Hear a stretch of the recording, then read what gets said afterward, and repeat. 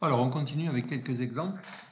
Donc, premier exemple, t de n égale 4tn sur 2 plus racine de n. Donc, on y va doucement. Petit a, c'est 4. Petit b, c'est 2. Et ça, c'est f de n. Voilà, on est bien dans le cadre du théorème. Donc, première chose, toujours pareil. On calcule log de a en base b, c'est-à-dire, ça fait ln de 4 sur ln de 2. Okay. Mais log de 4, c'est log de 2 fois 2, donc ça fait log de... C'est 2 fois log de 2, donc 2 fois log de 2 sur log de 2, donc finalement, ça fait 2. Et on regarde, première situation, est-ce que c'est valable? Donc on regarde, est-ce que f de n, c'est-à-dire racine de n, est-ce que ça, c'est on se pose la question, est-ce que c'est un grand taux de n exposant donc le log de a en base b, c'est-à-dire 2 moins epsilon. Est-ce qu'on peut trouver un epsilon positif pour lequel ça marche? Pour ça, on fait la quotient. Donc, si on ramène tout ça en haut, ça fait n exposant 1 demi moins 2 et plus epsilon. Donc, n exposant epsilon moins 3 demi. Bon, ça, on veut que ça tende vers 0. Et pour que ça tende vers 0, il suffit de prendre epsilon strictement inférieur à 3 demi. Donc ça tend bien vers 0 quand n tend vers plus l'infini. Pour epsilon qui est bien positif et strictement inférieur à 3 demi. Par exemple, epsilon égale 1. Ou par exemple, epsilon égale 1 demi. Bon, le tout, c'est qu'il en existe au moins 1. Donc, la réponse à la question, c'est oui. On est bien dans le cas numéro 1. Le cas numéro 1 s'applique. Moralité, on peut appliquer le théorème qui nous dit que, alors, un égale θ de n ici, log de a en base b, c'est-à-dire dans notre exercice, ça va faire θ de n2. Donc, t de n égale θ de n au carré. Donc, c'est un algorithme qui est, on dit, quadratique. Deuxième exercice, on va faire les trois. Donc, on est sur cette fois-ci, commence t de n égale 2t de n sur 2 plus θ de n. Alors, vous voyez, ce qui joue le rôle de f de n, là, c'est un truc, en fait, c'est une fonction, on ne la connaît pas, mais on sait qu'elle est du même ordre de grandeur que n. Alors, vous allez voir que le théorème s'applique très bien dans cette situation-là, ce qui est quand même intéressant. On a a égale 2 et encore b égale 2. Donc, le log en base b de a, ça va faire log de 2 sur log de 2, ce qui fait 1, ce qu'on a vu dès que a égale b. On regarde, première situation, est-ce qu'on a θ de, donc f de n, c'est θ de n, f de n, ok, θ de n. Est-ce que ça, c'est un, question, grand taux de n exposant log de a en base b, c'est-à-dire 1 moins epsilon. On fait comme toujours, on calcule le quotient. Ça fait n exposant epsilon. Et n exposant epsilon, eh bien, ça tend toujours vers plus l'infini. Donc quand n tend vers plus l'infini, pour tout epsilon strictement positif. Donc, ça ne marche pas. Notre θ de n, là, c'est pas un grand taux. On pouvait s'en douter. Mais voilà. Donc, réponse, non. On l'a prouvé. Parce qu'il aurait fallu que la limite tende vers 0.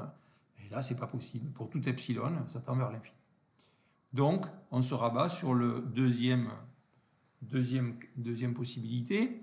Question, est-ce que f de n égale θ de n? Est-ce que ça, c'est un θ de n exposant log de a en base b, c'est-à-dire 1?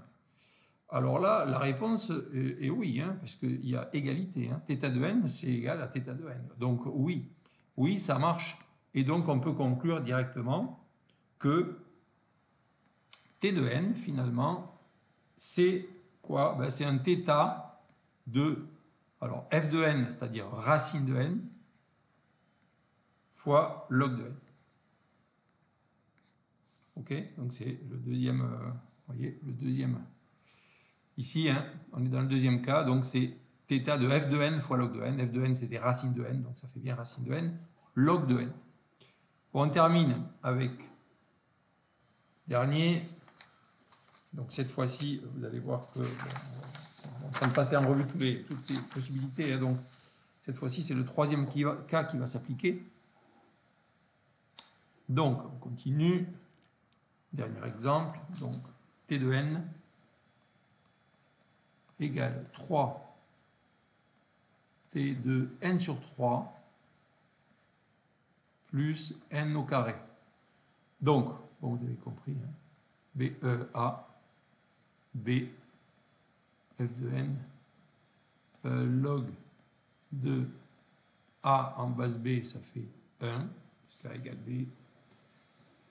Et donc, toujours pareil.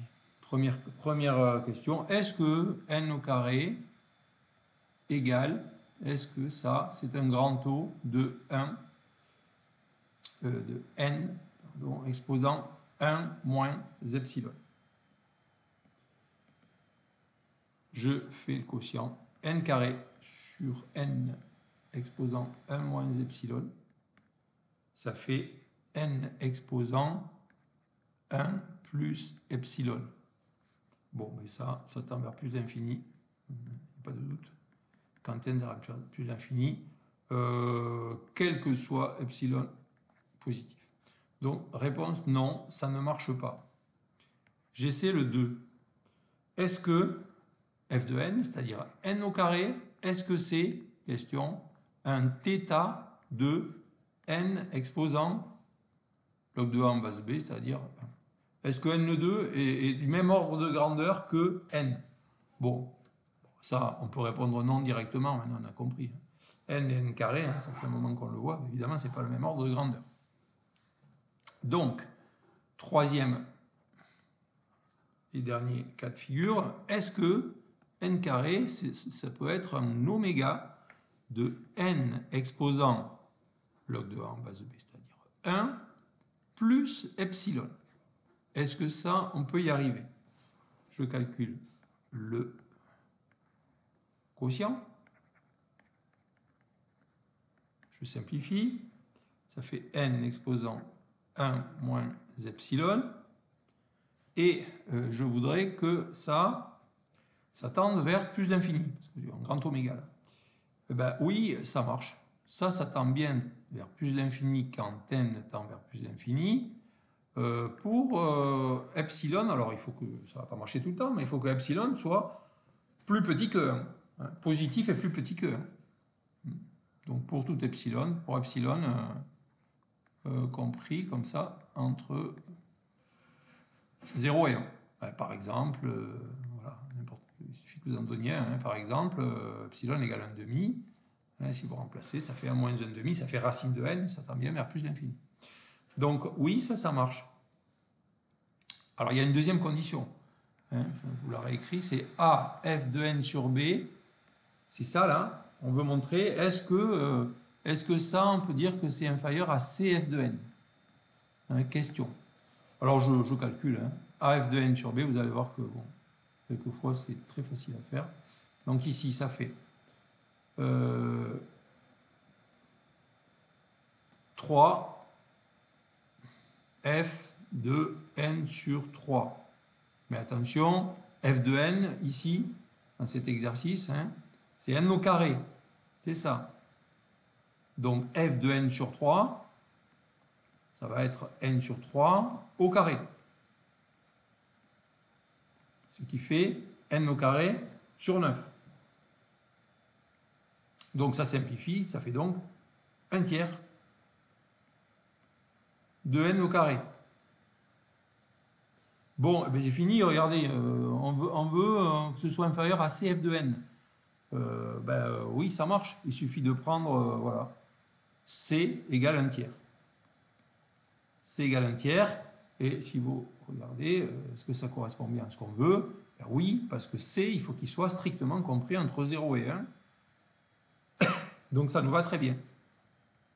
Donc, réponse oui, 1 tiers, c'est bien compris entre 0 et 1. Donc ça va, donc je peux conclure. Et donc j'ai conclusion T de n égale θ de f de n, c'est-à-dire θ de n au carré. Donc voilà 3 exemples qui permettent donc d'illustrer les 3 cas qui peuvent se produire. Voilà. Si jamais lequel va marcher, bon, voilà. Donc on les essaie, et puis a priori dans l'ordre 1, 2, 3, et puis quand ça marche, eh bien on peut conclure, vous voyez, très facilement. Donc c'est un théorème qui est vraiment efficace. Voilà tout pour les divisions par récurrence. Donc on avait vu la récurrence linéaire, et là on a vu les récurrences par division, et donc ça termine la complexité des algorithmes récursifs. Alors juste une remarque pour terminer, finalement entre récursif et impératif, qu'est-ce qui est le mieux? Regardons un exemple très classique, cas de la factorielle. Vous avez la factorielle, on calcule la complexité. On a c de 0, quand n égale 0, il n'y a pas grand chose à faire, il faut renvoyer 1, donc c'est en temps constant, on va dire θ de 1. Et puis c de n, comment on fait c de n? Vous voyez que pour faire fac de n, qu'est-ce qu'il faut faire? Il faut calculer fac de n-1, donc la complexité ça sera c de n-1, et puis il y aura quoi? Il y aura une multiplication en plus, et puis il y aura un return en plus, donc on peut dire que c'est c de n égale c de n-1 plus 2. Ça se résout facilement. C'est une récurrence linéaire, mais très simple, en fait. Ça ressemble à une... D'ailleurs, c'est une suite arithmétique, finalement, puisqu'on ajoute 2 à chaque fois. Donc, on peut facilement montrer que c de n égale 2n plus c de 0, c'est-à-dire θ de 1. Donc, ça vous fait 2n plus temps constant. Donc, finalement, c'est asymptotiquement, c'est du θ de n. La complexité, c'est du θ de n. Bon, et si on compare avec la version impérative, vous avez une boucle. Vous avez une boucle où vous faites chaque fois une multiplication, donc vous avez n itérations. Voilà, donc θ de 1, dans la boucle c'est θ de 1, donc vous avez n fois θ de 1, ça vous fait encore θ de n. Donc les deux d'un point de vue complexité, que vous soyez en impératif ou en récursif, le résultat est le même. Alors quel est l'intérêt de dérécursiver malgré tout? C'est un problème de gestion de la mémoire. Quand on est en récursif, on ne maîtrise pas vraiment ce qui se passe en mémoire. Et la machine empile des environnements avec des objets qui peuvent être plus ou moins lourds. Dans le cas de la factorielle, pas forcément, mais enfin, même dans le cas de la factorielle, vous voyez, on ne descend pas vite, quoi. On descend de 1 à chaque fois. Donc il va y avoir, si je veux calculer le factoriel de 50, je vais empiler 50 fois, 50 environnements avec toutes les variables. Bon, ça peut finir par prendre de la place. Donc voilà, le problème de la récursivité, c'est la gestion de la mémoire. Mais au niveau de la complexité, les deux algorithmes sont tout à fait comparables.